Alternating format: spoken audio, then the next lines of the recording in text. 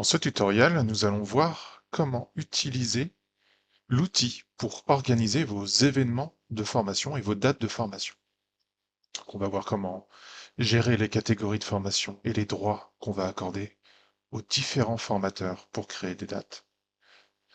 On va voir comment gérer les dates de formation et bien sûr définir les méthodes d'inscription et leur périmètre. On va voir comment on gère la présence et on génère aussi les feuilles de présence. Comment on génère les attestations de formation à la fin de la formation. Comment on fait des rapports statistiques, et on va voir à la fin comment éditer les templates d'attestation. Donc dans un premier temps, nous allons voir comment éditer les catégories de formation. Donc nous avons ici installé l'extension DidaKit Booking Workshop qui permet donc de gérer l'ensemble de nos dates de formation et aussi d'afficher un hub qui va permettre, ce hub, donc le hub c'est une page centrale qui permet à vos apprenants et à vos stagiaires et vos employés d'avoir une page centrale avec tous les événements disponibles auxquels ils peuvent s'inscrire en tant que stagiaires. Dans un premier temps, on va pouvoir définir des droits en tant qu'administrateur de la plateforme ou administrateur des événements. Je peux éditer des droits. Et les droits, ça va être en fin de compte un titre avec une formation type qui va être un lieu où moi-même ou des formateurs vont pouvoir déclarer des dates de formation. On voit ici que j'ai un événement avec agenda. On va voir ce que c'est un peu plus loin. On voit ici que j'ai les formations de Damien, donc c'est moi-même. Et on voit ici que j'ai une catégorie test 2. Donc on peut imaginer demain que j'ai un groupe de formateurs qui veut faire de la cybersécurité. Et ce groupe de formateurs vont pouvoir définir différentes dates par rapport à leur agenda personnel pour proposer donc des formations au sein de mon organisation. Pour faire ceci, je vais ajouter une nouvelle catégorie, donc j'appuie sur le petit plus ici, et là je vais les appeler donc les formations cybersécurité. Les formations cybersécurité, avec ici on a une image, donc on a des images par défaut qui permettent de définir voilà, une petite décoration. On va avoir une description par défaut, les conditions de l'événement. Alors là, on va mettre aucune condition, mais on peut aussi dire que tant que vous n'avez pas mis des pièces justificatives, vous n'avez pas le droit d'accéder à la formation, et on peut aussi avoir un questionnaire avant l'accès à la formation. Ça va être implémenté un peu plus tard. Dans ces cas-là, on va mettre aucune condition d'accès. Quel est le mode d'affichage des formations cybersécurité? Donc ici, on va être sur des formations uniques que vont proposer les formateurs. Donc on va laisser sur formation unique. Mais on peut imaginer que ce soit un événement euh, qui est unique, mais avec un choix de date dans l'année. Donc on peut imaginer par exemple qu'on va avoir un atelier de sensibilisation au cyberharcèlement. Et dans ces cas-là, on peut dire que c'est un agenda. Et si c'est un agenda, on va pouvoir dire seulement une date par utilisateur dans l'année sur ce type d'événement. Ça évite que la personne s'inscrive à 10 événements dans l'année. Dans d'autres cas, on va rester sur une formation unique, sans aucune limite d'inscription. On va avoir une durée par défaut de la formation. Ici, on va mettre 3 et on va choisir 3 heures par défaut pour la formation cybersécurité. Donc tout ça, tout ce qu'on est en train de remplir actuellement, là, au niveau de la durée, du nombre de places, du lieu et du public cible, ça va être des champs qui vont être pré-remplis quand mes formateurs vont créer des dates. Ça va leur éviter un travail de saisie euh, au démarrage de la description de leur date. Un nombre de places, ici on va mettre par défaut 5 places. Pareil, modifiable par le formateur. Le lieu, ça va être à Paris. Public cible, technicien. Prérequis, objectifs, salle de formation, ville, etc. Donc vous pouvez vraiment tout remplir par défaut. La salle B1, Objectif. Prérequis. Aucun prérequis. Voilà, donc là, on a rempli tous les champs de notre catégorie formation cybersécurité. Et là, on va mettre le périmètre, donc ça va être tous les utilisateurs du portail, mais on aurait pu limiter à une session de formation. Et ensuite, on va avoir la liste des éditeurs, donc qui a le droit de créer des dates à l'intérieur de cette catégorie.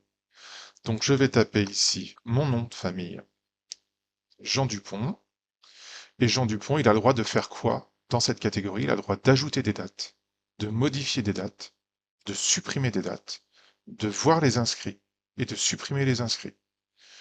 Je peux également dire, voilà, j'ai le prof 1 et le prof 2 qui ont le droit d'ajouter des dates, modifier des dates, supprimer des dates. Vous donnez les droits que vous voulez au formateur. On peut avoir des formateurs qui ont juste le droit d'ajouter des dates ou de modifier des dates, ou simplement juste de voir les inscrits et de supprimer les inscrits si c'est un professeur qui est là juste pour gérer, ou un administratif qui est là juste pour gérer les inscrits et supprimer les inscrits, de façon à valider ou invalider les inscrits. Une fois que j'ai créé donc ma catégorie d'événements de formation, j'enregistre. Et voilà, j'ai bien ma formation cybersécurité. Donc on voit qu'il y a une petite icône agenda quand c'est un type agenda. Et quand c'est des listes de dates, c'est simplement une petite icône liste qui apparaît à côté de la catégorie. Maintenant, quand je me connecte en tant que formateur, je regarde la vision en tant que formateur, je vais arriver sur la liste des dates. Et je vois ici que j'ai bien la formation cybersécurité sur laquelle je peux ajouter une date. Donc là, je vais ajouter, je me connecte, imaginons, en tant que formateur cybersécurité. Et je dis, bah tiens, moi, je souhaite faire une formation cybersécurité euh, dans les prochains jours. Donc je fais plus, formation cybersécurité. Donc comme vous pouvez le voir, tout est rempli avec les données pré-remplies de la catégorie. J'ai la date de l'événement ici qui est le 9-12. Donc là, je vais descendre. Moi, ce sera plutôt le 19 décembre 2025. À 9 heures, ça me va bien. Nombre de places, 5, je trouve que c'est pas assez. Moi, j'aimerais qu'il y ait au moins 10 personnes qui viennent. Et la durée, je vais la laisser à 3. Je peux modifier le lieu, la ville, etc. Et je peux dire aussi, voilà, ça c'est une formation qui est privée. Donc ça je peux cocher cette case. Et si cette case est cochée, l'événement ne sera pas visible dans le hub général. Je serai obligé d'inviter ou d'inscrire moi-même les stagiaires ou les apprenants à l'événement. Donc là, moi, je souhaite qu'il soit visible dans le hub. Donc je ne vais pas modifier ceci. Et sur la description de l'événement, je vais mettre formation de Damien en cybersécurité. Et ce ne sera pas à Paris, ce sera à Lyon.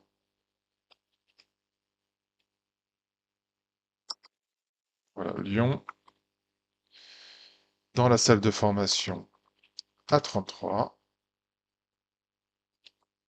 Et là, je peux mettre l'adresse. Donc voilà, 55 rue du Puy Hervé. Voilà. Et on peut aussi ajouter des mots-clés pour identifier la formation, pour pouvoir créer des rapports par rapport à ces tags. On peut dire ici que c'est la cybersécu. Voilà, j'ajoute un tag et j'enregistre. On voit donc que ma date est apparue. On voit ici que j'ai une icône, invitation. J'ai le nombre de personnes qui se sont inscrites à l'événement. J'ai une icône qui permet de voir les inscriptions en cours. Une icône qui permet de voir les attestations. Et bien sûr, je peux éditer et supprimer l'événement puisque j'ai les droits. L'administrateur m'a donné les droits. Si je vais sur le hub, donc j'imagine que je suis apprenant, Et on voit que la formation cybersécurité vendredi 19 décembre 2025 apparaît. Et donc, en tant qu'apprenant, déjà, vos stagiaires peuvent voir l'événement et s'inscrire. Donc, qu'est-ce qui se passe quand je clique sur le hub? Je vois qu'ici, on a la description et les informations de la formation. Et on peut réserver la place en tant qu'apprenant en cliquant ici. Tout est OK pour les inscriptions.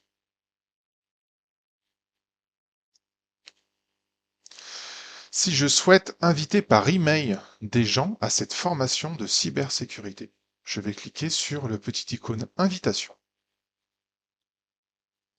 Et là, je vais pouvoir copier le lien et l'envoyer par email aux personnes que je souhaite inviter. Donc les gens, s'ils cliquent sur ce lien, ils vont avoir une petite enveloppe qui va les inviter à, s'inscrire à la formation et ils vont être automatiquement comptabilisés dans les personnes inscrites dans la formation. S'il n'y a plus de place, ils ne pourront plus s'inscrire. Dès l'instant où toutes les places sont prises, il est plus possible de s'inscrire au niveau du hub ici, dans la formation. Elle va être complète, la formation.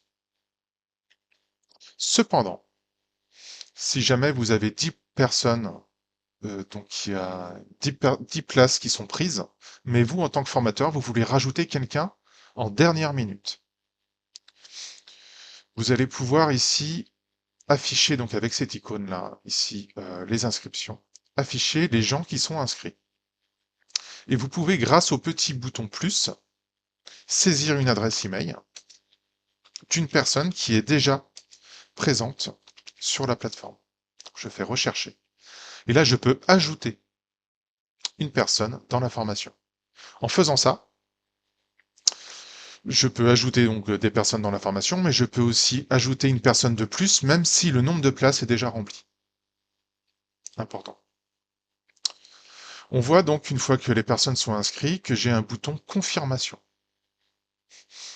Donc ça, c'est pour confirmer, c'est un moyen administratif de confirmer si oui ou non la personne a confirmé par téléphone, par email ou d'une autre manière, verbalement, qu'elle viendrait bien à la formation. Donc en faisant ça, j'ai confirmé que la personne va bien venir le vendredi 19 décembre à 9 h. Et on voit que dès qu'on a fait la confirmation, le bouton supprimer n'est plus disponible. Il faut déconfirmer pour pouvoir supprimer quelqu'un qui est inscrit. Ensuite, on voit ici qu'on a une petite icône imprimer la feuille de présence. Donc ça va nous permettre de générer un PDF pour notre salle de formation en présentiel, pour que les gens puissent signer leur présence ou non à la formation le jour J de la formation en présentiel. On a enfin une petite icône chat qui permet surtout d'ajouter un commentaire sur la personne. Pourquoi elle vient, est-ce qu'elle va avoir un problème d'accessibilité, est-ce qu'elle elle a demandé des thèmes particuliers au niveau de la formation, tout ce qui va pouvoir permettre la traçabilité entre le formateur et le stagiaire et l'administration sur des besoins futurs ou sur des problématiques d'accès à la formation. Petit commentaire, petite zone de commentaire que vous pouvez saisir en tant que formateur au niveau de chaque participant à votre formation. Voilà un petit peu l'ensemble, la manière d'inscrire les gens. Donc, je résume, hein, on peut s'inscrire à travers le hub, si bien sûr on n'a pas coché événement privé au niveau de la date qui se trouve ici. Si je coche événement privé, ça n'apparaît pas dans le hub. C'est à moi seulement d'inscrire les apprenants, mais aussi de les inviter éventuellement par email. Et enfin, on peut aussi éditer et ajouter nous-mêmes des inscrits sans aucune limite avec le bouton plus au niveau de l'interface d'administration des dates. Autre chose, on peut aussi confirmer la présence le matin ou l'après-midi, si on le souhaite, en éditant la date et en ajoutant, en cochant ces deux cases, donc contrôler présence le matin, contrôler présence l'après-midi. Si je fais ceci, au niveau des inscriptions, on va avoir une nouvelle colonne qui apparaît, qui permet de confirmer la présence le matin et l'après-midi. Ce qui va automatiquement générer au niveau de la feuille de présence les cases à cocher au niveau de l'impression. Ça peut être pratique si vous ne souhaitez pas faire signer les gens en présentiel ou si votre formation n'est pas en présentiel, mais en distanciel, en visio. Dans ces cas-là, c'est à vous de cocher qui est présent le matin, qui est présent l'après-midi sur cette interface. Une fois que tout le monde a bien fait sa formation, il arrive le moment où il faut générer les attestations de présence. Les attestations de présence, donc, c'est avec le petit bouton bleu attestation. Et là, on voit que on a Vince Renou qui a participé donc à la formation du vendredi 19 décembre. Et là, je peux appuyer sur générer. Je mets OK. Ça me permet, voilà, de générer une attestation de formation pour la formation cybersécurité, blablabla, avec une date. Donc on voit que cette attestation, elle n'est pas très belle. Vous pouvez, en tant qu'administrateur, au niveau de éditer les droits, vous pouvez éditer ici les templates en bas de cette page. Donc on voit ici que j'ai une attestation déjà, je vais en ajouter une autre qui va s'appeler attestation générale avec une en-tête, un corps, un pied de page, et on peut aussi envoyer un mail à l'utilisateur au moment où on génère l'utilisation avec une copie, à l'administrateur ou à l'ensemble des formateurs qui gèrent la formation. Alors, vu qu'on n'a pas le temps, on va utiliser ici les templates prédéfinis et on va utiliser l'attestation de formation qui me pré-remplit l'en-tête, le corps et le texte de bas de page. À vous de modifier les différents éléments de cette attestation de formation et on voit ici qu'on a la date de formation qui va être automatiquement remplie, l'utilisateur prénom, utilisateur nom pour remplacer le prénom et le nom de chaque apprenant à chaque génération d'attestation, le titre de la formation, durant la période, vous pouvez mettre aussi date de formation ou le date de formation. La liste des tags sont disponibles avec cette petite icône voilà, qui vous dit toutes les tags qui sont disponibles. Donc vous avez utilisateur prénom, le nom de l'utilisateur, le titre de la formation, la date de formation, le temps de formation et la date de génération du certificat. Éventuellement, si vous voulez l'inclure à l'intérieur. Vous pouvez inclure donc ces 5 tags, 6 tags, aussi bien dans l'en-tête que dans le corps, que dans le texte de bas de page. Donc là, on est sur l'attestation générale. Je l'enregistre. Et si je reviens sur éditer les droits, je peux dire pour la formation cybersécurité, donc pour cette catégorie de formation, je souhaite, tout en bas, que le template de certificat soit l'attestation générale ici. Et j'enregistre. Maintenant, toutes les attestations de cette catégorie vont avoir le design que vous avez défini. Donc voilà un petit peu le tour d'horizon pour organiser ces événements de formation. Il reste un dernier onglet pour les formateurs et l'administrateur qui s'appelle les rapports. Donc les rapports, ça permet donc sur une plage de date ou sur une date précise, avec tous les coachs ou certains formateurs ici, sur toutes les catégories ou certaines catégories, avec filtre ou sans filtre, de créer un rapport statistique que vous pouvez exporter sous forme de tableur. Et avec aussi des statistiques rapides en bas de page, total de formation, total de participants et taux remplissage moyen des formations sur tous les filtres que vous avez définis en haut. Voilà, donc ça permet vraiment de faire du reporting assez rapidement sur l'ensemble des formations sur une période. Donc voilà un petit peu le tour d'horizon pour organiser vos événements de formation à l'intérieur de votre plateforme, pour générer vos attestations, pour gérer vos inscriptions et pour pouvoir afficher ou non un hub de formation disponible pour votre organisation au sein de votre plateforme de formation.